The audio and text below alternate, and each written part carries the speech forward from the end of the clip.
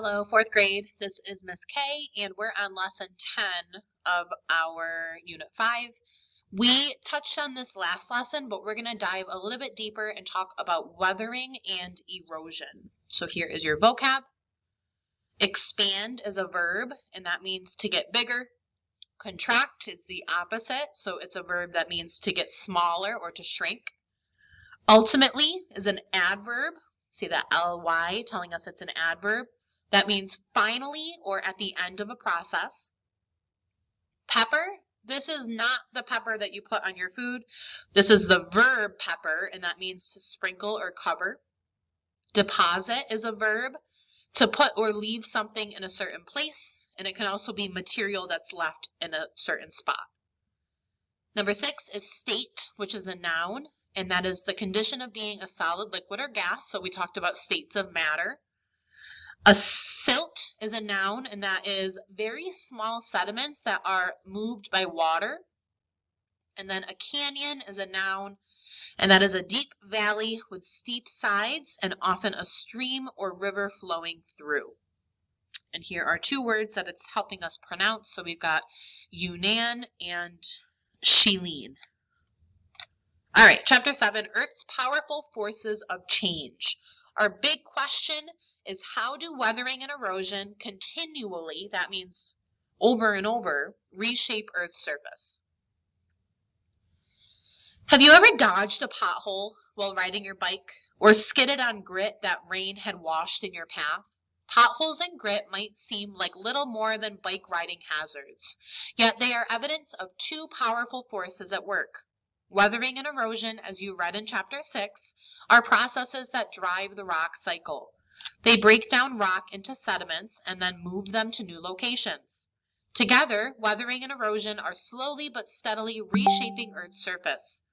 They are changing everything from the streets in the neighborhoods and towns to the world's tallest mountains. Weathering at work. Weathering breaks rock into smaller pieces.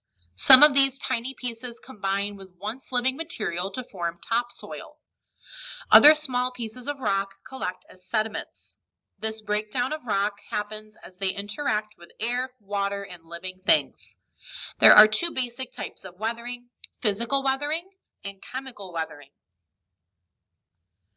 Physical weathering breaks big rocks into smaller ones without changing the minerals they contain.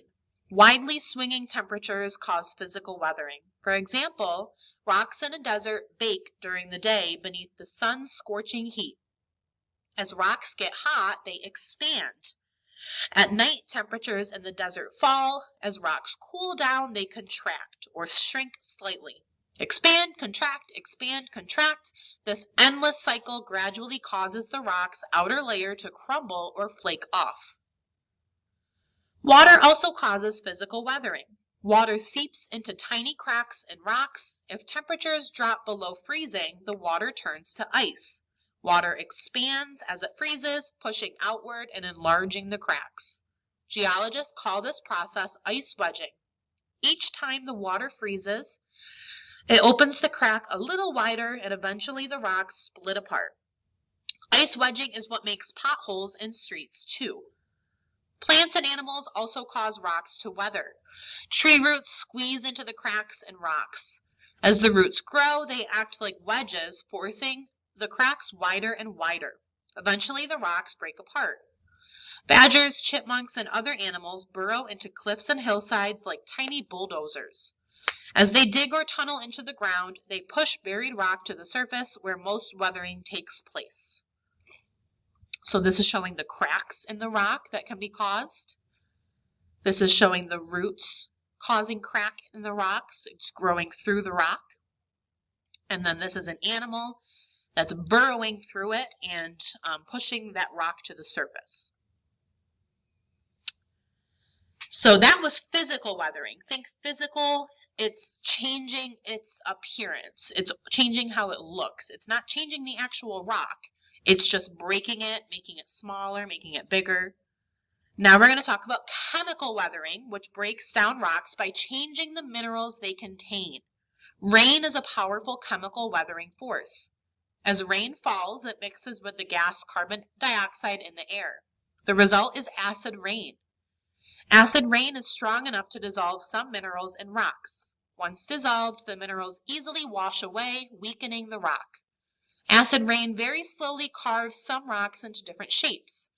It gradually erases the lettering on old gravestones and blurs the faces of stone statues. It eats away at the outside of ancient and even modern buildings. Where rain seeps into the ground, carbonic acid causes weathering of buried rocks as well. Over long periods of time, this often unobserved weathering creates caves deep underground. That's showing the the chemical weathering. So it's changing the chemical makeup. It's changing the minerals that make up the rock. Another gas in the air, oxygen, causes chemical weathering in rocks. With a little help from water, oxygen reacts with iron-containing minerals. The reaction changes the minerals, making the rocks brittle and crumbly, and turning them a rusty red color. Some plants release rock weathering substances. Take a peek under a patch of moss growing on a rock, and you'll see tiny pits in the rock surface. Acid from the moss plant caused the damage. As a result of all weathering, rocks are broken down into smaller pieces and ultimately into sediments. Erosion is what gets those sediments moving.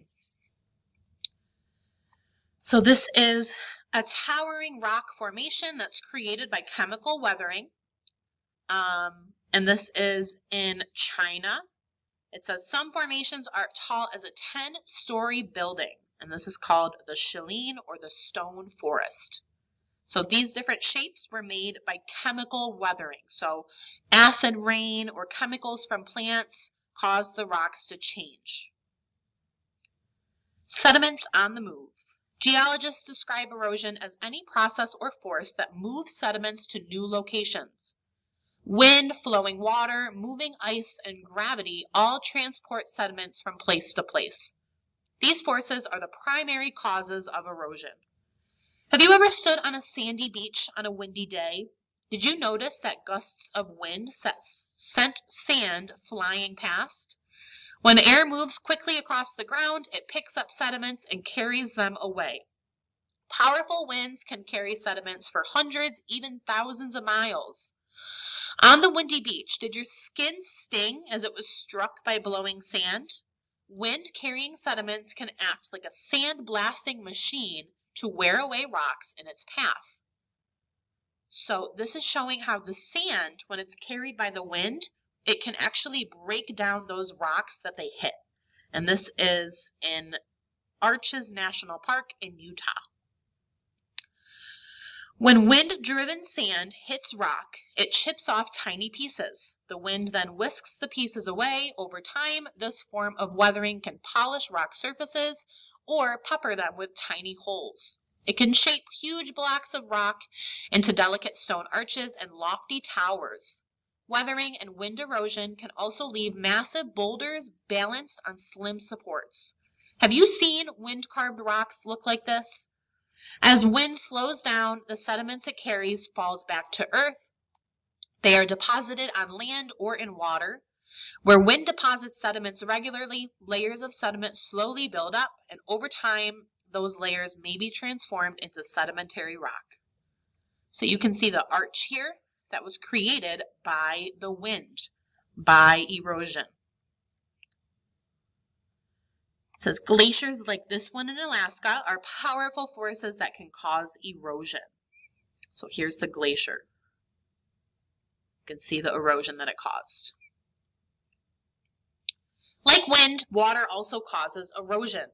The tug of gravity pulls sediments out of wind and water. Flowing water picks up sediments and carries them downhill to new locations. A summer rain can wash fine sediments into sidewalks and into gutters. A rushing mountain stream can sweep small stones into a valley. A flooded river can surge along with enough force to move large rocks many miles downstream. As moving water slows, sediments sink to the bottom of the river or stream. The heaviest sediments are the first to be deposited. The finest sediments are the last. Layers of sediment accumulate at the mouths of rivers and on the bottoms of lakes. Vast layers of sediment are also deposited on the ocean floor over long periods of time. Like wind-deposited sediments, those laid down by water may someday be transformed into sedimentary rock.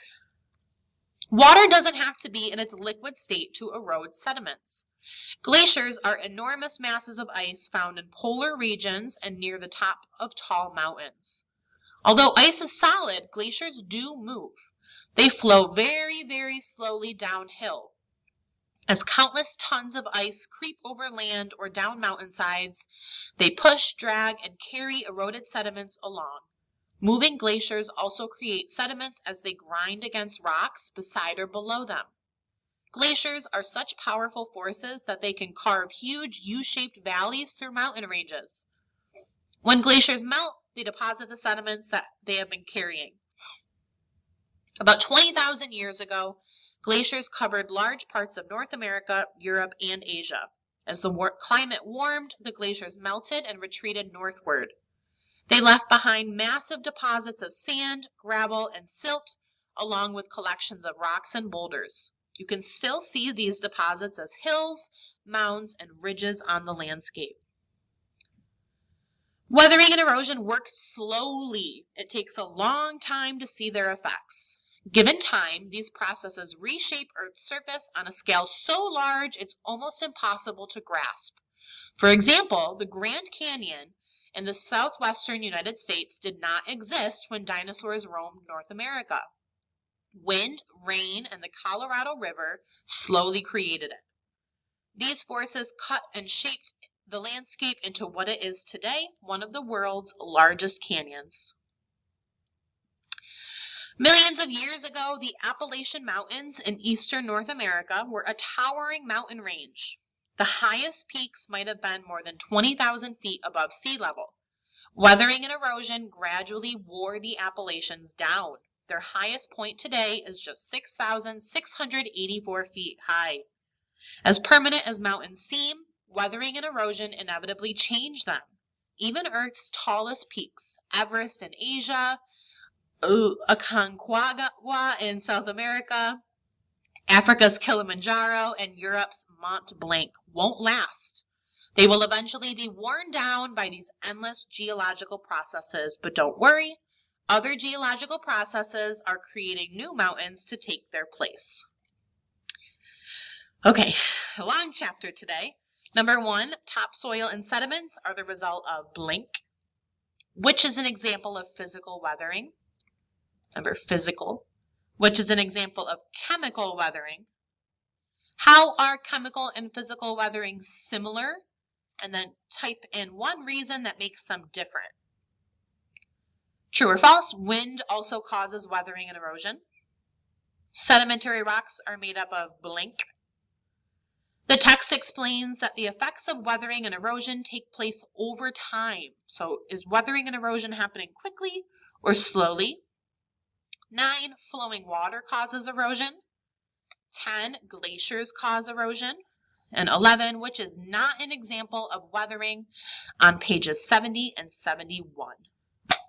All right, I'm going to give you a separate video for your skills lesson because we have our spelling assessment today. So I will see you over there. Bye, Adams.